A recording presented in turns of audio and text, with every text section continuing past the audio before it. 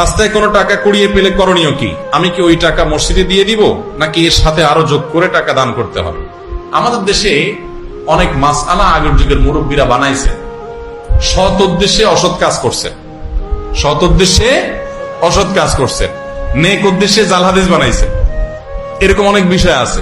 এর মধ্যে এটা একটা, যে রাস্তায় যদি কোনো টাকা পাওয়া যায়, কুড়ানো টাকা, হারানো টাকা কেউ যদি ধরে, তাহলে 10 টাকার নোট হলে 20 টাকা তাকে দিতে হবে।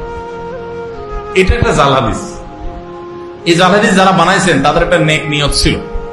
কি নিয়ত সেটা? যাতে করে মানুষ যেমনি সামনে টাকা ধরার সাহস না করে, যে ধরলে কিন্তু আমার 20 টাকা দেওয়া লাগবে, বাবা তার চাইতে না ধরি, যার টাকা সেই পাক। তো এই নেক উদ্দেশ্যে এটা জাল হাদিস বানাইছে, কাজটা ভালো করেন নাই। উদ্দেশ্য ভালো ছিল, ওনাদের সরলতা ছিল। এরকম বহু নেক উদ্দেশ্যে জাল হাদিস বানাইছে। যেমন রাতে যে আমাদের খাবারের প্লেট, এটা খায়া পানি, ধোয়া পানি, আগে গ্রামের আমরা মাটির ঘরে, টিনের ঘরে থাকতাম, তো এটা বাহিরে ফেলানো যাবে না রাত্রে, তাইলে ক্ষতি হবে। এই মাসালা যারা বানাইছেন জাল হাদিস, নিষেধ নাই কোথাও হাদিসে, ফালালে কেউ ফালাতে পারে, কিন্তু অবশ্যই দেখে শুনে ফালাতে হবে কার গায়ে আর পড়ে কিনা। আমার মনে হয় এই মাসালা যারা বানাইছেন তাদের একটা নেক উদ্দেশ্য ছিল। উদ্দেশ্য হলো যে আগের যুগে তো এত কারেন্টের ব্যবস্থা ছিল না, এত বিদ্যুৎ ছিল না, লাইট ছিল না, তো কেউ যদি উড়াদুড়া খাইয়েই দরজা খোলা দিয়ে বাইরে মারে, কারো গায়ে পড়তে পারে। পোলাপান যেন এই কাম না করে, যেন বলছে খবরদার এটা ফালানো যাবে না, ক্ষতি হয়ে যাবে। হ্যাঁ, ভাঙা প্লেটে খাওয়া যাবে না, ক্ষতি হবে। ভাঙা প্লেটের ভাঁজে ভাঁজে হয়তো ওইটা হয়তো কোনো প্লেটের দোকানদার হাদিস বানাইছে, যাতে করে ঘন ঘন প্লেট বিক্রি হয়। বুঝে আসছে কথা? তো এরকম নেক উদ্দেশ্যে কিছু জাল হাদিস বানানো হয়েছে, তার ভিতরে এটা একটা, যে কি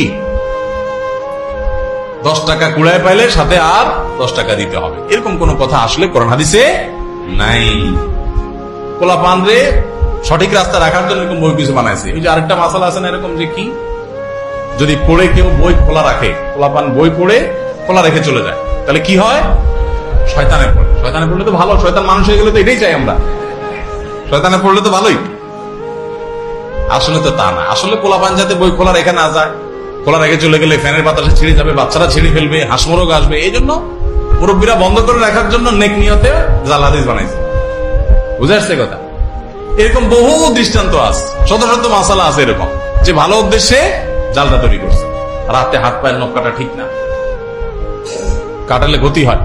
আসলে কোরআন হাদিসে কোথাও নিষেধ নেই, কেউ চাইলে কাটতে পারে, কিন্তু নিষেধ করছে কেন? হয়তো বা এই জন্য নিষেধ করছে যে আগে তো কারেন্টের লাইট ছিল না, আলো অন্ধকারের মধ্যে কাটবে, পোলাপেন হাত পা কেটে ফেলবে, এই জন্য যার না কাটে, দিনে আলো যেন কাটে, জাল হাদিস বানাই দিচ্ছে। তো এরকম বহু জাল হাদিস আমাদের সমাজে আছে, যেগুলো আসলে ভিত্তি কোরআন হাদিসে নাই।